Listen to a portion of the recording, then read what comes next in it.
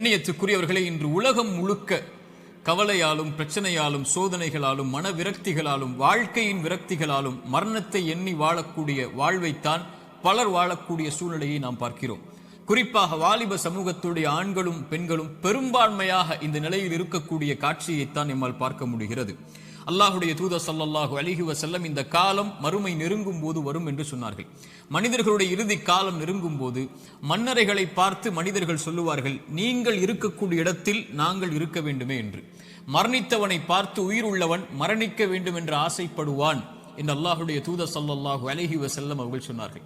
இப்படி மரணத்தை எண்ணி கவலையாலும் பிரச்சனைகளாலும் சோதனைகளாலும் நெருக்கடிகளாலும் வாழக்கூடிய வாழ்வை இறுதி சமூகம் சந்திக்கும் என்று அல்லாஹுடைய தூதர் ஸல்லல்லாஹு அலைஹி வஸல்லம் அவர்கள் சொன்னார்கள்.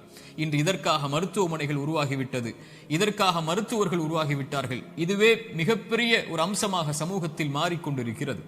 இப்படி சோதனையான காலத்தில் நீங்கள் சோதனைகளை சந்தித்துக் கொண்டிருந்தால், நோயால், செல்வ இழப்பால், கண்ணிய இழப்பால், அல்லது வாழ்க்கையின் நெருக்கடிகளால், உறவுகளுடைய பிரிவால், இது போன்ற எந்த சோதனையில் நீங்கள் சிக்குண்டிருந்தாலும் இந்த செய்தியை செவிதாழ்த்தி கேளுங்கள். இந்த சோதனைகளில் நீங்கள் தனியாக இல்லை, உங்களுடைய இறைவன் உங்களோடு தான் இருக்கிறான். மீண்டும் சொல்கிறேன், இந்த சோதனைகள் எதுவாயினும் கவலை கொள்ளாதீர்கள், நீங்கள் தனியாக இல்லை, இறைவன் உங்களோடு தான் இருக்கிறான். அந்த செய்தி தான் நான் இப்போது உங்களுக்கு சொல்லக்கூடிய செய்தி. குர்ஆன் சொல்லுகிறது, வநப்லூக்கும் பிஷ்ஷர்ரி வல் கைரி ஃபித்னா. அல்லாஹ் நலவிலும் தீயதிலும் சோதனைகளை கொடுப்பான். இறைவனை பொறுத்தவரை நலவை இறைவன் கொடுப்பதும் ஒரு தீயதை உங்களை அணுக வைப்பதும் இரண்டும் இறைவனை பொறுத்தவரை சோதனைதான்.